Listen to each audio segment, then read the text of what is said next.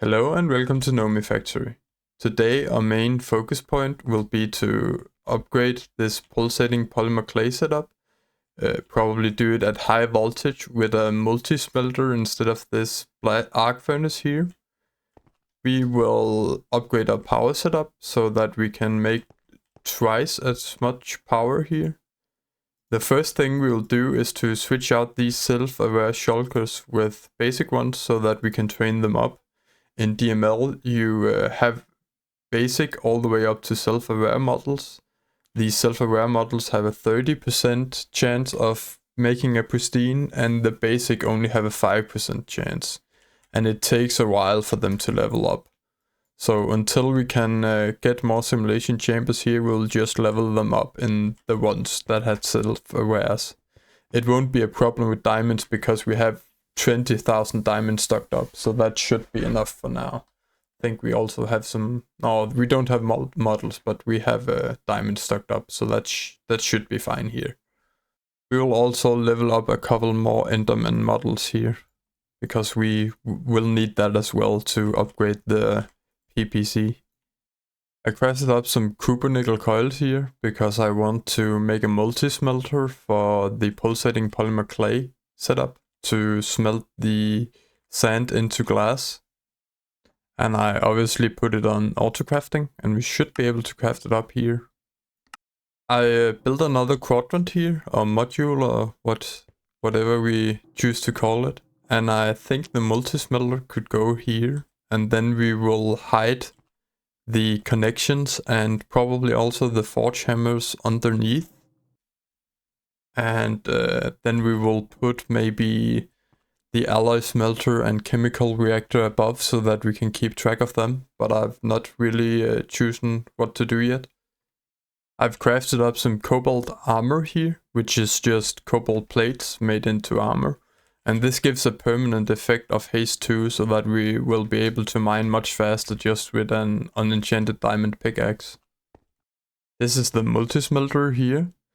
This looks kinda like the blast furnace, it's only one tall though, with the copper nickel coils here, and it also have a different controller here, but otherwise it's completely the same as this one.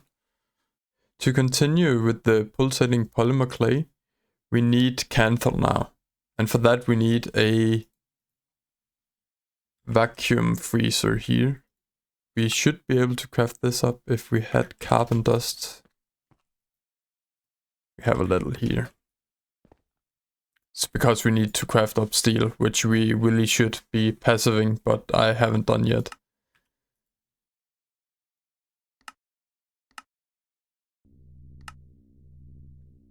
We also need some these here, frostproof casings. We need chrome for the canel, so I just bought some ruby ore here, which we will macerate a couple of times, and that should be giving us chrome. We see here uses. Pulverizing it gives us a chance at chrome here. I'll just set up the vacuum freezer here next to the blast furnace, and it's a 3x3. And I just run it at HV.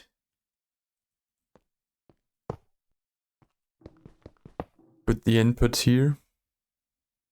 Let's see. Oh, I just crafted that up. I'll set this up and then I'll be right back. The canel we can mix up in a MV mixer. It's iron dust, chrome and aluminium on a circuit of 1. And this will just chug along a little. I set up the vacuum freezer here next to the silicon boule blast furnace, which we will use to make the canel right now. We will borrow this because we have already made quite a bit of silicon boules here. To automate the vacuum freezer, we will use a ore dictionary storage bus, which we will put on the input here. And prioritize 1000 here, and we will wildcard I think it's ingot hot like this. And this should take any ingot that enters the ME system, ingot hot, and put it into this vacuum freezer here. And we will just make it spit out the normal ingots here into the ME system. This should be automated. I made this blast furnace here, extract every canthal dust we have in the system, and put it into this input bus here, which we will turn this way. And then it extracts the hot ingot into the system, which should be extracted directly into this system here. Don't know why it has imported this dust here. This should only be hot ingots. So if we try and put some canthal dust into the system, this should work.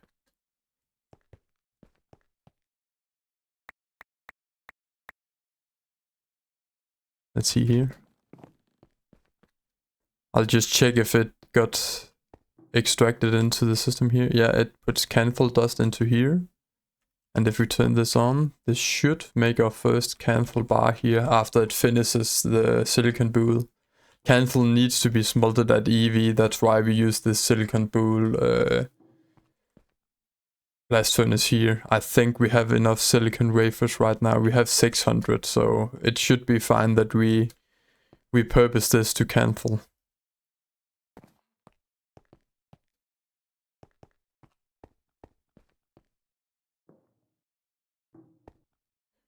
Oh, and this obviously needs a circuit of 1. And this is smelting up our first canthal, and it isn't that slow actually, it's only 30 seconds. And let's see if it gets put into the vacuum freezer.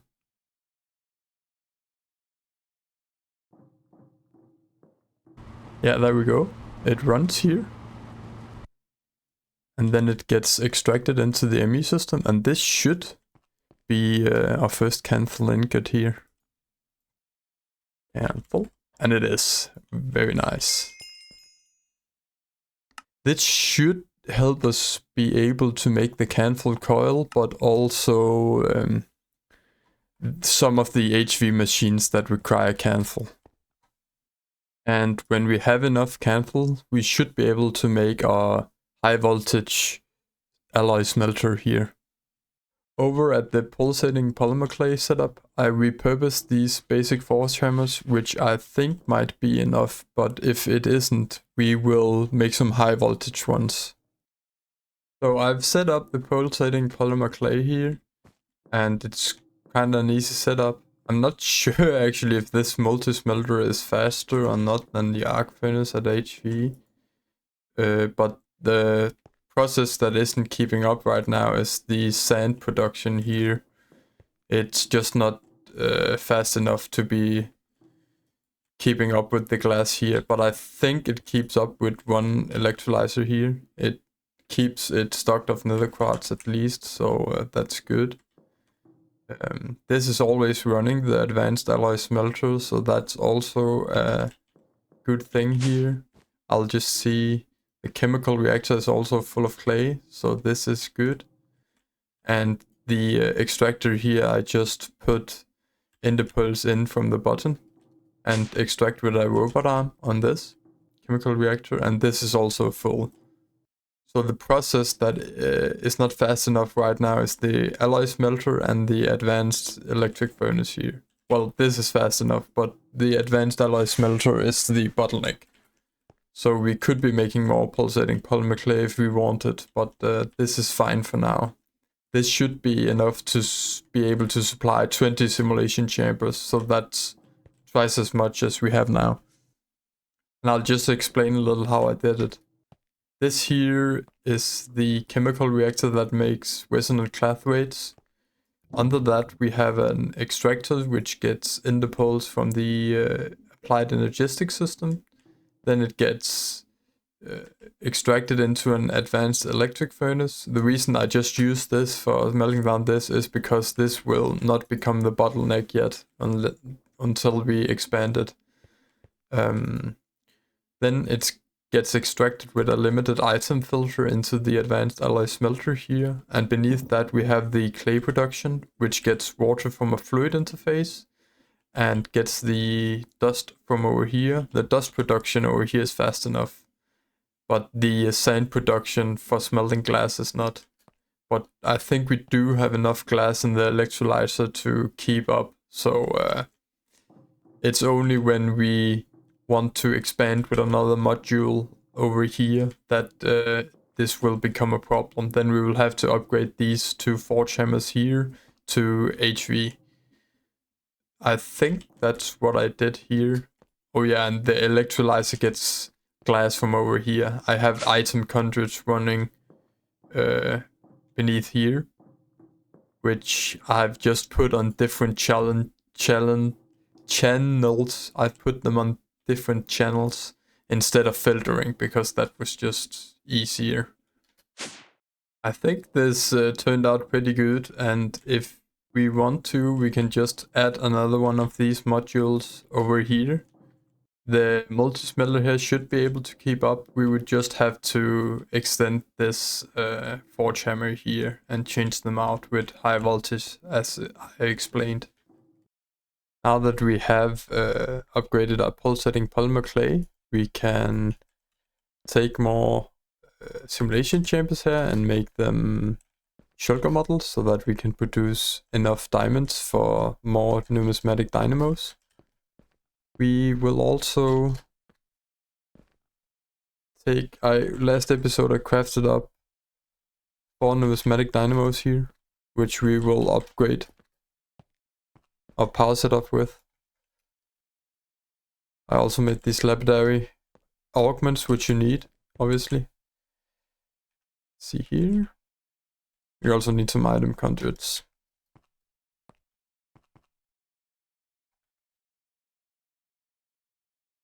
Which we don't really have more of. I think we have enough though, barely.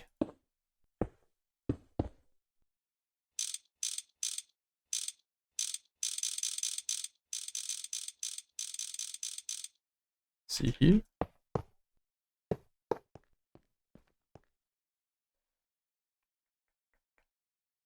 Yeah, we just have enough.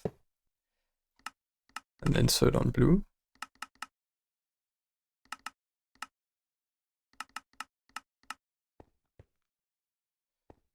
Give them the upgrades and dynamo augments here.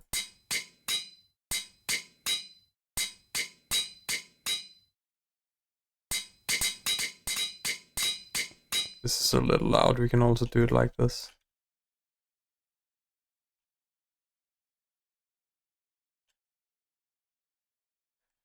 And this should over time balance out, and we will see that we are only using 50% of our power now.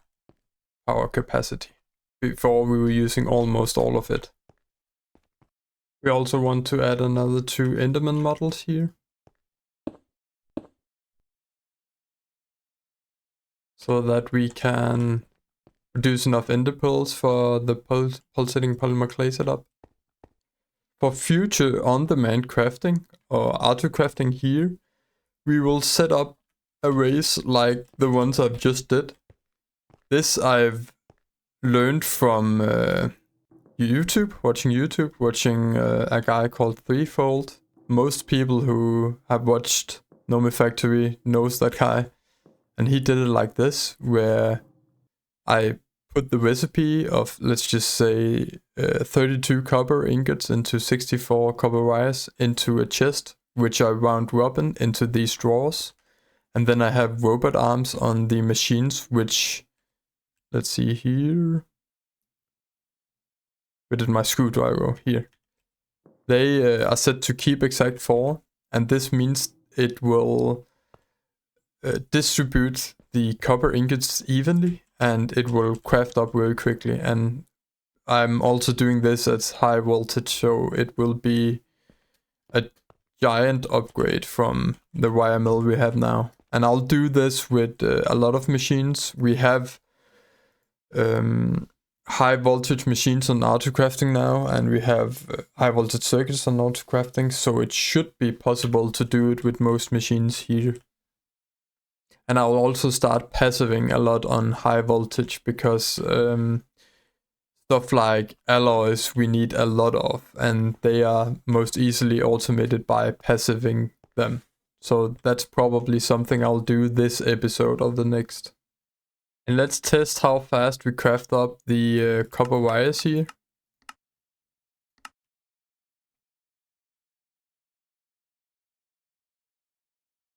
This is how fast they're coming in, very quickly. I think this already crafted up. Yeah, that's crazy. With some of the cancel we didn't use for HV machines, I crafted up some coils here. So on-demand furnace here we can switch out with cancel coils. This means that we can craft nichrome, and we can also soon craft titanium when we have rutile. I've set up a dirt patch here, which we use for a farming station. And for keeping this going, we need a capacitor, which I just took a loot capacitor here. And we also need a hoe and a diamond axe. And for the hoe and diamond axe, I want to set up these crafters here, which should be able to craft wooden versions of them, which it will go through quickly, but is renewable. We need a crafter making planks here. Plank, rubber.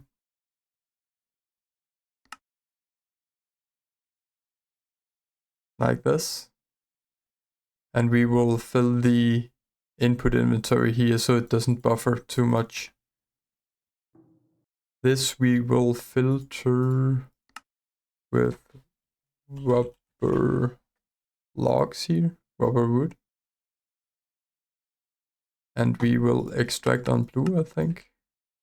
Insert on blue. This should be getting rubber wood. And we can also fill in the output inventory here so it doesn't fill up.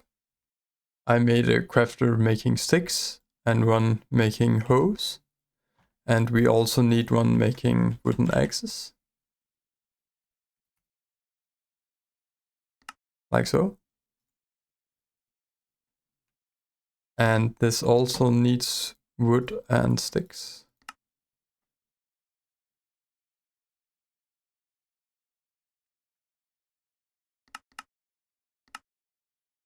I extract the tools here on purple channel and insert them into there in the farming station. And this should be automated tools for this. If we pull out the tools that is here. Yeah, it automatically inserts with new tools crafted with the wood from the farming station. Now it just needs power.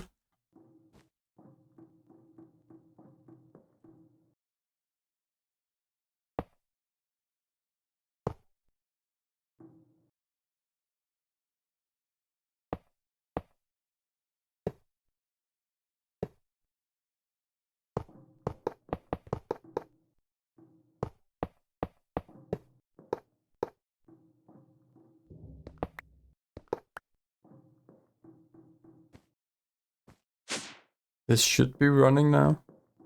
Oh, it obviously doesn't run in the night. Then we need to do one more thing.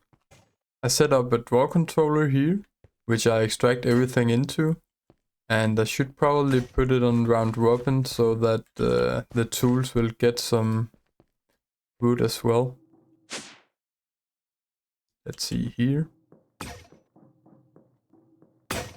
So I put this one on round robin so everything gets wood. And this should be automated wood and sticky resin here, which we will need for making rubber. That's the issue right now that we're running into. We don't have enough rubber to coat cables. I put some upgrades in this and we are already up to a lot of sticky resin here. I think I'll put void upgrades on anything but sticky resin so that we will never run out of rubber here. Okay, so these crafters are not smart as I thought they were, so we will need limited item filters on those. Let's see here. They filled up with one of the materials but need to. That calls for this one here. I already have one, but we will need another one.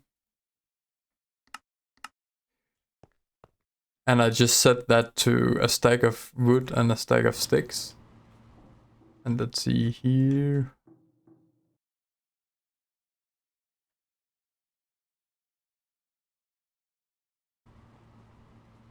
Yeah, we switch this normal filter out. And then it shouldn't clog up.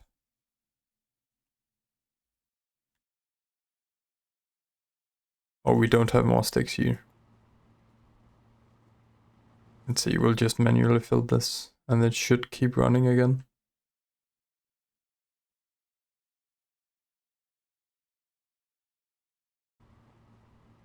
This clogged up as well, yeah.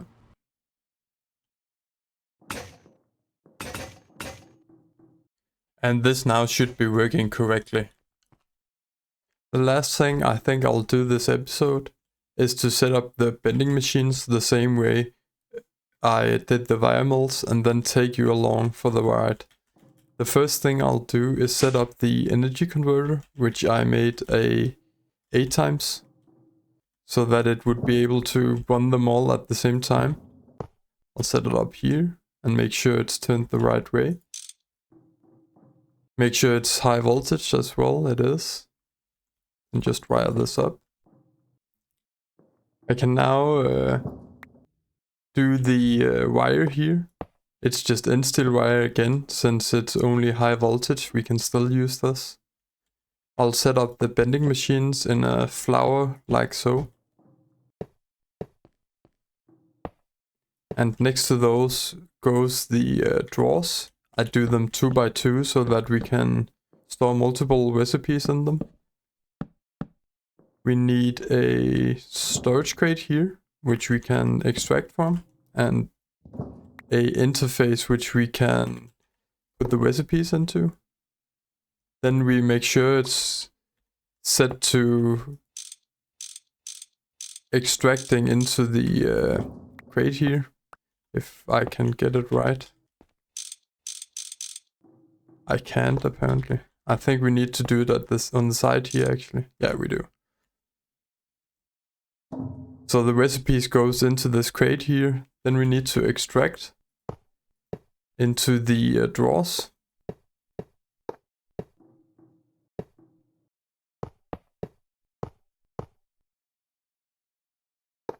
Make sure it's only extracts into the drawers here.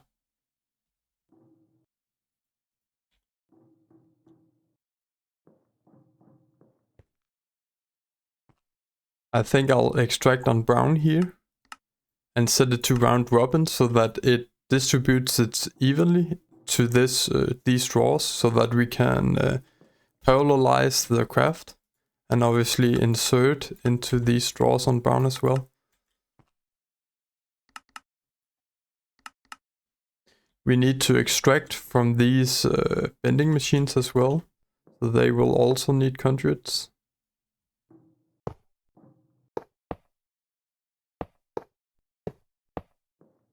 And I will extract on blue here. Always active.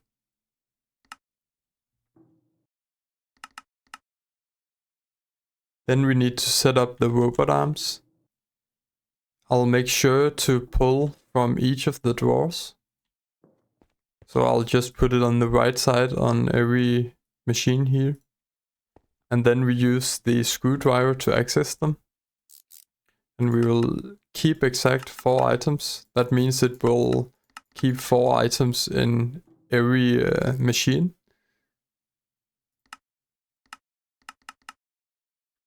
And we will also make sure to give every one of these a circuit of 1.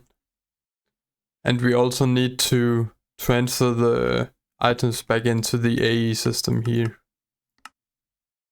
To start with, we will only do the plates that we use the most, so we don't craft up too many of the valuable recipe ones. I'll just do aluminium plates here to start with, so that every time we craft up one plate, we craft up 64. We parallelize the craft and make it much faster. We'll just put this recipe into here, this interface here, and see if it works. We obviously need to remember to connect the interface here to apply the logistics system. So every time we order a aluminum plate now, we actually craft up 64, so we have them in storage if we need them, and they craft up very fast. Let's see if it works here.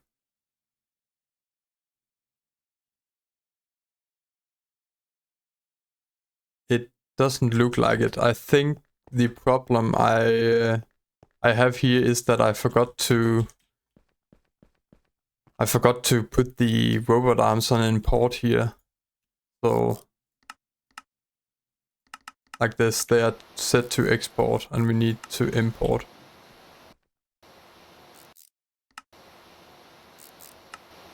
As you can hear, the machines are working now.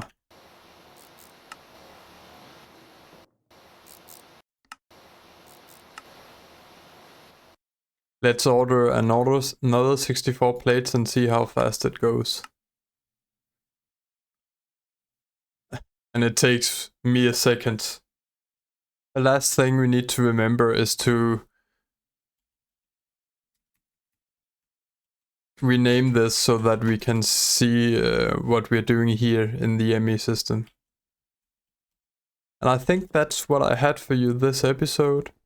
I did a lot of things here. I upgraded our pulsating polymer clay setup here. I do want to make these high voltage because I want them to be able to keep up with multiple of these setups here. I also upgraded the coils on this here blast furnace so that we can craft up higher tier alloys. I made these arrays here, which craft up very fast. They parallelize the crafts, which, yeah, obviously makes them much faster. Before we were making everything at medium voltage, and now we have 8-volt high voltage machines to do the job, so that's, like, if my math is correct, 16 times faster. So that's very fast. And the last thing we did here was that we crafted up this wood farm here so that we don't need to manually gather wood anymore. So I hope you enjoyed this episode, and I will be back in the next one with probably more of these arrays here. And I also want to expand the DML setup a little now that we have more pulsating polymer clay, and I also want to passive some of the alloys that we use a lot of, like steel and electrical steel, and maybe also a couple of other ones. But I hope you enjoyed this episode, and I also hope I'll see you in the next one. Bye bye.